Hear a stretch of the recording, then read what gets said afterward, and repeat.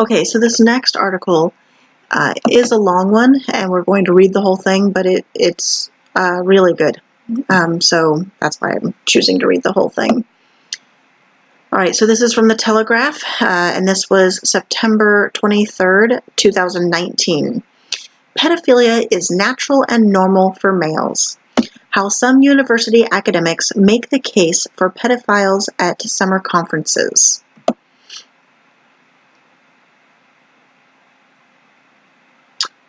All right. Pedophilic interest is natural and normal for human males, said the presentation. At least a sizable minority of normal males would like to have sex with children. Normal males are aroused by children. Some yellowing tract from the 70s or early 80s era of abusive celebrities and the infamous P.I.E, the pedophile information exchange? Nope. Anonymous commentators on some underground website? No again. The statement that pedophilia is natural and normal was made not 3 decades ago, but last July. It was made not in private, but as one of the central claims of an academic presentation delivered at the invitation of the organizers to many of the key experts in the field at a conference held by the University of Cambridge. Other presentations included Liberating the Pedophile, a discursive analysis, and Danger and Difference, the Stakes of Hebephilia. Hebephilia is the sexual preference for children in early puberty, typically 11 to 14 years old. Another attendee, the enthusiastic participant from the floor, was one Tom O'Carroll, one we were just reading about, a multiple child sex offender, longtime campaigner for the legislation of sex with children, and former head of the Pedophile Information Exchange. Wonderful, he wrote on his blog afterwards. It was a rare few days when I could feel relatively popular. Last week, after the conviction of Rolf Harris, the report into Jimmy Savile, and claims of an establishment cover-up to protect a sex-offending minister in Margaret Thatcher's cabinet, Britain went into a convulsion of anxiety about child abuse in the 80s. But unnoticed among the furor is a much more current threat. Attempts right now in parts of the academic establishment to push the boundaries on the acceptability of child sex. A key factor in what happened all those decades ago in the dressing rooms of the BBC, the wards of the NHS, and, allegedly, the corridors of power was not just institutional failings or establishment conspiracies, but a climate of far greater intellectual tolerance of practices that horrify today. With the pill, the legalization of homosexuality, and shrinking taboos against premarital sex, the 70s was an era of quite sudden sexual emancipation. Many liberals, of course, saw through P.I.'s cynical rhetoric of child lib. But to others on the left, sex by or with children was just another repressive boundary to be swept away, and some of the most important backing came from academia. In 1981, a respectable publisher, Batsford, published Perspectives on Pedophilia, edited by Brian Taylor, a sociology lecturer at Sussex University, to challenge what Dr. Taylor's introduction called the prejudice against child sex. Disturbingly, the book was aimed at social workers, community workers, probation officers, and child care workers. The public, wrote Dr. Taylor, generally thinks of pedophiles as sick or evil men who lurk around school playgrounds in the hopes of attempting unspecified beastliness with unsuspecting innocent children. That, he reassured readers, was merely a stereotype, both inaccurate and unhelpful, which flew in the face of the empirical realities of pedophile behavior. Why, most adult child sexual relationships occurred in the family. The perspectives of most, though not all, the contributors appeared strongly pro-pedophile. At least 2 were members of P.I.E, and at least one, Peter Wrighton, who was incredibly director of education at the National Institute for Social Work, was later convicted of child sex crimes. But from the viewpoint of today, the fascinating thing about Perspectives on Pedophilia is that at least 2 of its contributors are still academically active and influential. Ken Plummer is Emeritus Professor of Sociology at Essex University, where he has an office and teaches courses, the most recent scheduled for last month. The isolation, secrecy, guilt, and anguish of many pedophiles, he wrote in Perspectives on Pedophilia, are not intrinsic to the phenomenon, but are derived from the extreme social repression placed on minorities. Pedophiles are told they are the seducers and rapists of children. They know their experiences are often loving and tender ones. They are told that children are pure and innocent, devoid of sexuality. They know both from their own experiences of childhood and from the children they meet that this is not the case.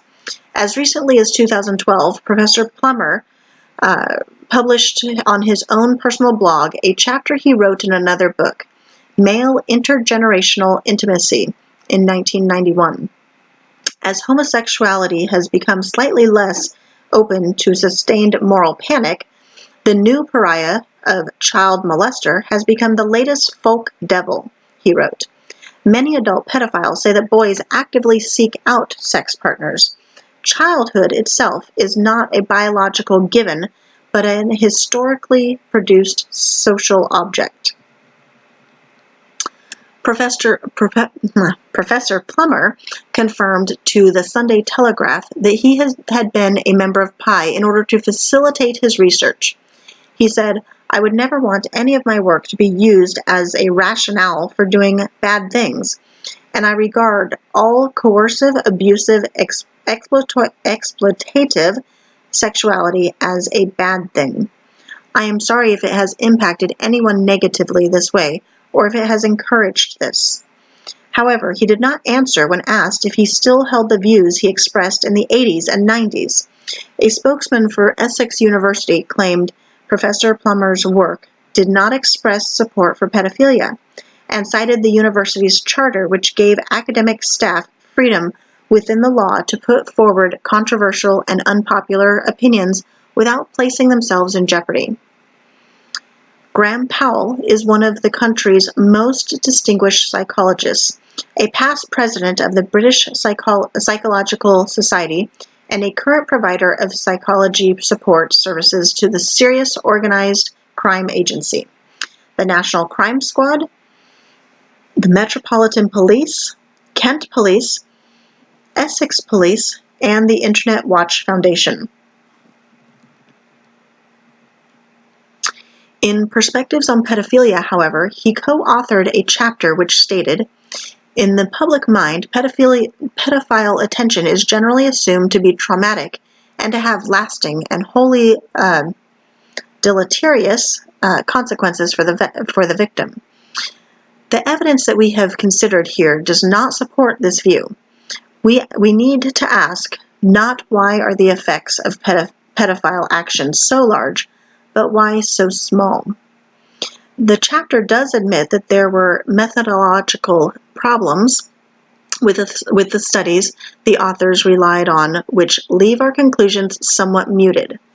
Dr. Powell told the Sunday Telegraph last week that what I wrote was completely wrong, and it is a matter of deep regret that it could in any way have made things more difficult for victims. He said, "The literature, scientific evidence, was so poor in 1981, people just didn't realize what was going on. There was a lack of understanding at the academic level." Dr. Powell said he had never been a member of P.I.E. In other academic quarters with rather fewer excuses, that lack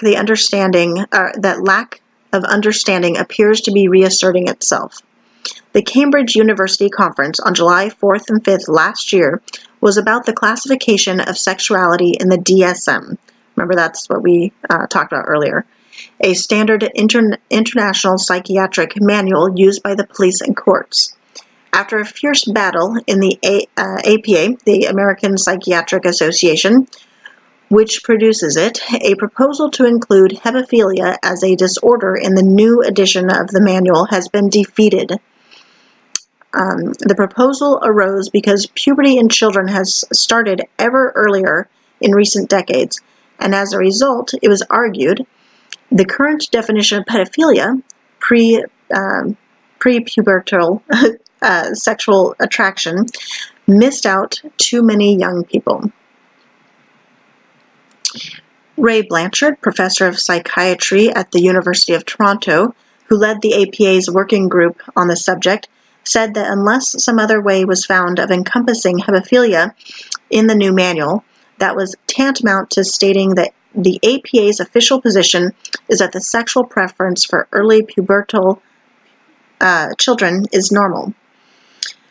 Professor Blanchard was in turn criticized by a speaker at the Cambridge conference, Patrick Singh of Union College, New York, who said hemophilia would be abused as a diagnosis to detain sex offenders as mentally ill under U.S. sexually violent predator laws, even after they had completed their sentences. But perhaps most controversial presentation of all was by Philip Tromovich, a professor of Doshisha University in Japan, who stated in a presentation on the prevalence of pedophilia that the majority of men are probably pedophiles and hepaphiles, and that pedophilic interest is normal and natural in human males. O'Carroll, the former P.I.E leader, was thrilled and described on his blog how he joined Professor Tromovich and a colleague for drinks after the conference. The conversation flowed most agreeably, along with the drinks and the beautiful river Cam, he said. It's fair to say that the Tromovich view does not represent majority academic opinion. It's likely, too, that some of the academic protests against the stigmatization of pedophiles are as much a backlash against the harshness of sex offender laws as anything else. Finally, of course, academic inquiry is supposed to question conventional wisdom and to deal rigorously with the evidence, whether or not the conclusions it leads you to are popular. Even so, there really is now no shortage of evidence about the harm done by child abuse. In the latest frenzy about the crimes of the past, it's worth watching whether we could, in the future, go back to the intellectual climate which allowed them. So one of the things that I have come across in my research on this